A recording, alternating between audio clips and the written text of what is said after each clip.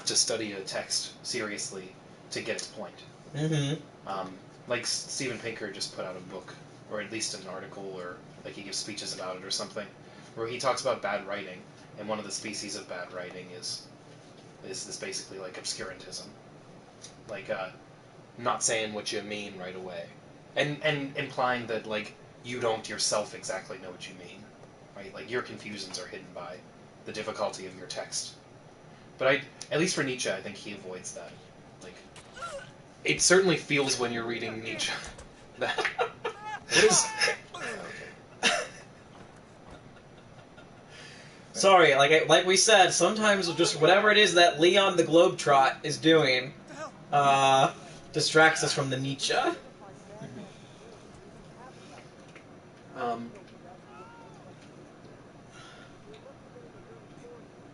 Yeah, for me, I think at one point, gosh, I wish I could give citation for this, but at one point Nietzsche talks explicitly at why he uses his style. I think it's in The Gay Science. But he talks about how he wants people... Oh, Paul has a response for the second half of 220. Oh, good. The second half of 223 mentions transcendental height of literal nonsense, and mockery of the world is chaos reminiscent. What's happening here? Oh. That's not in my translation.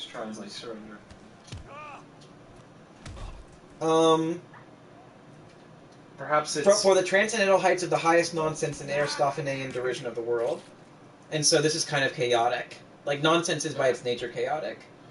I mean, of morals, articles of faith, artistic... Okay, so we were at the first age of being educated in punctuo, of costumes. I mean, of morals, articles of faith, artistic tastes, and religions, and prepared as no age has ever been for a carnival in the grand style, for the most spiritually carnivalesque laughter and high spirits, for the transcendental heights of the highest insanity, and Aristophanean world mockery. Well, insanity is also chaotic, so I think it's all essentially the same.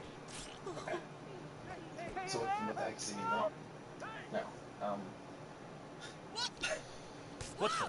See, we were doing pop Nietzsche before. Now we're getting into the nitty gritty. Oh yeah. All these people trying to just leave this room and they can't. Metaphor for life. Leon is less intricate in his Nietzsche observations. Leon the Globetrot. Oh boy. Yeah, he does mention the Holy shit! I gotta get out. the idea of perhaps it like right after that sentence in this translation, it's perhaps it's we still discover a realm of our invention here, a realm where we can still be original too, as parodists of world history or buffoons of God or something like that, right? And the idea being that I think when Nietzsche talks about chaos, he talks also about that's where you give birth to something new. Like I mentioned that before, and that's in the Star quote. And the idea of a human invention is also here, coming out of chaos in Paul's translation. And so, at least in his talk of the new European, right, Yes, sir. the guy that we're focusing on right now, the United Europe kind of guy, and he means guy. That you have chaos from the mixing of races and cultures and classes, and this leads to chaos in his idea, but that's like a good thing, that you'll get something better out of it in light of that. But it's also like, at least in the part that we just read, or the part in 224, it's also that right, because he mentions our instincts, at least in this one. Our instincts are running back everywhere, and we ourselves are a type of chaos. And so I think the idea is that just a mixture of cultures that are near us isn't going to be how it is historically. Like, you're not just going to persist indefinitely with a mixture of different cultures. because I mentioned before his idea of culture structuring desire, Mm-hmm. and the idea that culture is the filter through which desires manifest, Mm-hmm. that we have these latent desires that are often self-interested, Mm-hmm. that come out as pity, for This is instance. so Freudian. They had to circle back. Yeah, well, this is the source. Right. This is the before it was cool. Right. Freud. But right, and so saying that, he says our instincts are running back everywhere and we ourselves are a type of chaos, right?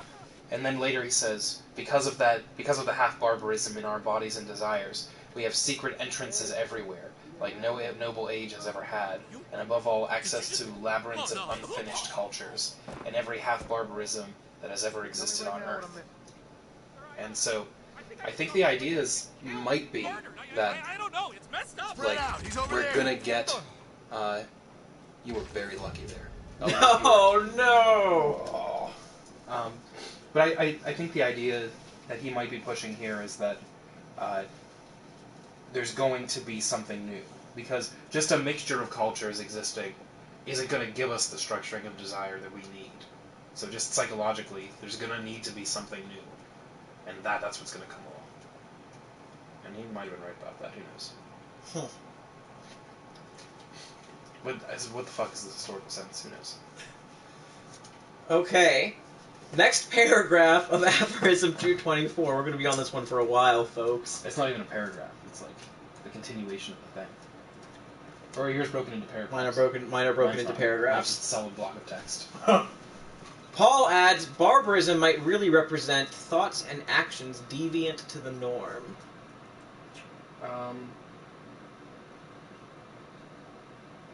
I'm not sure if that's how he's using it, though. Right? Because at least in mine it says,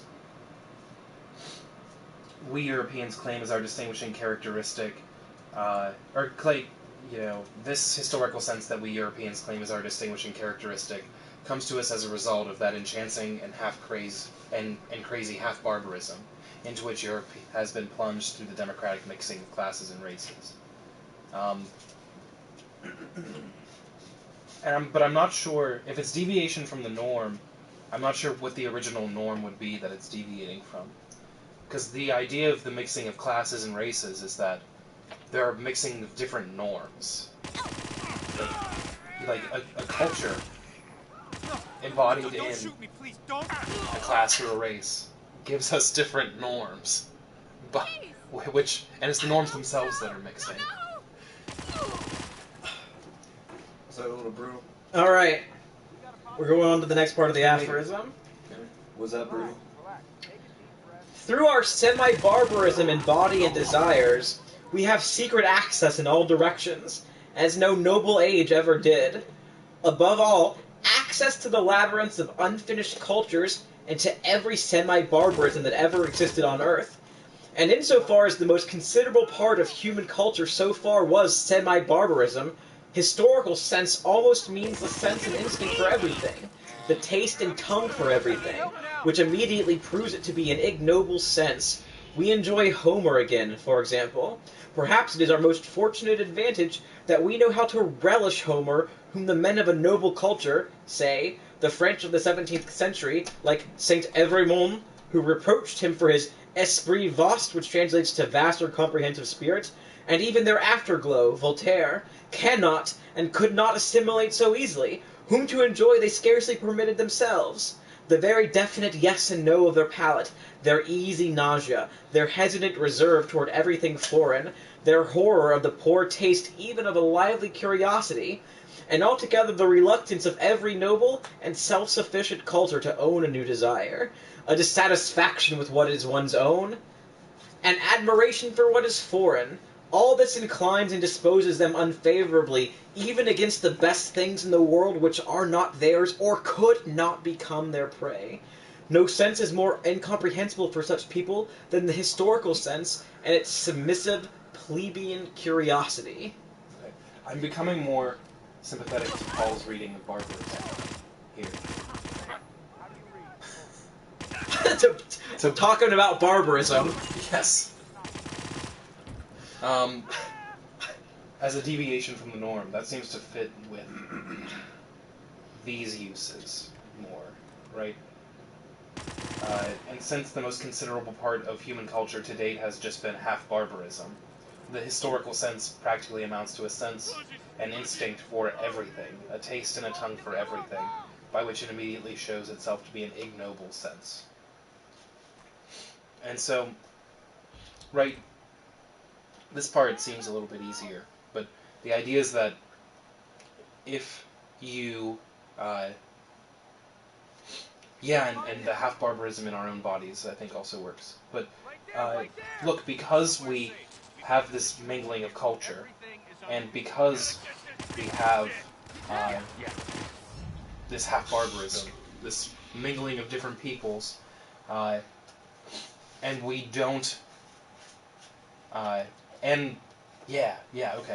because we have the mingling of peoples, we have access to a whole bunch of cultures, a whole bunch of different ways of life, and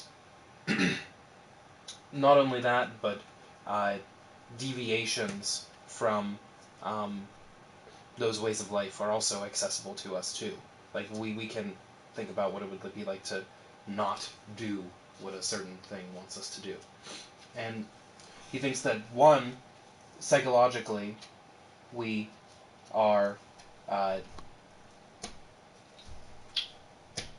predisposed, that there's something in our psychology which makes it easier to he says we have secret entrances everywhere, right? He says because of the half barbarism in our bodies and desires, we have secret entrances everywhere, like no noble age ever has, and above all, access to the labyrinths of unfinished cultures and to every half barbarism that has ever existed on Earth. So I think the idea, I'm having a difficult time articulating this, but sorry. It's fine. This is fascinating. Yeah. But I think the basic idea is that, look, people in the past in Europe have been completely obsessed with being, say, French, or with being, say, English, right? Or just ignoring, the barbarous cultures, like, England during the occupation of India, for instance, which, some of that takes place after this, and etc. But, right, like, it's like, look, we're going to save the barbarous hordes from their ignorance by instilling European values in them, is the idea. And, oh yeah, no, it's gross. But Nietzsche's also saying that that's gross. Right. That, like, look, being exposed to other cultures gives you a way to imagine different values and different ways of living. It's fascinating because Nietzsche is, like, directing this ugliness. He's confronting it so directly and honestly that it becomes extraordinarily easy to misinterpret it as some sort of affirmation. Yeah, no, I mean, it is, but I don't think it is supposed to be an affirmation. I think what Nietzsche thinks he's doing is just a sort of honest embrace of this stuff, but then also explaining to us why it's a good thing. Paul adds an orthodoxy and orthopraxy of being a culture. Orthodoxy and orthopraxy. I'm not sure I've ever encountered that word before. Yeah, I don't know what the word orthopraxy means, Paul. Ooh, that's a good word. It is. It sounds like a GRE. It is a word. Orthopraxy is correct conduct, both ethical and liturgical, as opposed to faith or grace. This contrasts with orthodoxy, which emphasizes correct belief.